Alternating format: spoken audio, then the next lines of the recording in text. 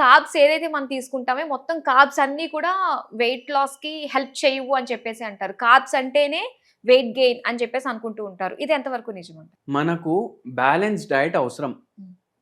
అంటే మీరు కార్బోహైడ్రేట్ మొత్తం కట్ చేసేసిర్రు అనుకోండి. ఓన్లీ మీరు ఫ్యాట్స్ ఇంకా ప్రోటీన్స్ తీసుకుంటున్నారు అనుకోండి. హ్మ్. కార్బోహైడ్రేట్ 0 తీసుకుంటున్నారు అనుకోండి.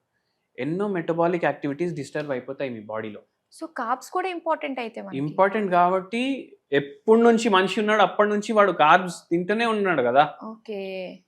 ఓన్లీ కార్బోహైడ్రేట్ తినడం తప్పు, ఓన్లీ ఫ్యాట్ తినడం తప్పు, ఓన్లీ ప్రోటీన్ తినడం తప్పు. హ్మ్. సో బ్యాలెన్స్ డైట్ ఎప్పుడు వస్తుంది? మీ థాలీ ఉంటుంది కదా, మీల్స్ తింటారు కదా మీరు. హ్మ్. మీల్స్ ఫస్ట్ మనకి ఏమి ఇస్తాడు వాడు? రాగానే ఫస్ట్ ఆ, పచ్చడి green వేస్తాడు, salad. సాలెడ్ వేస్తాడు, హ్మ్. కూరలు వేస్తాడు, పొడిలు వేస్తాడు, పచ్చళ్ళు వేస్తాడు, స్వీట్ కూడా పెడతాడు. అవును. అన్ని పోతే బ్యాలెన్స్ డైట్ ఉంటుంది. ఓకే. క్వాంటిటీ కంట్రోల్ చేసుకోవాలి. Hmm. అంటే మనకు ఎంత తినాలి అనిపిస్తే దానికి సగం తినాలి.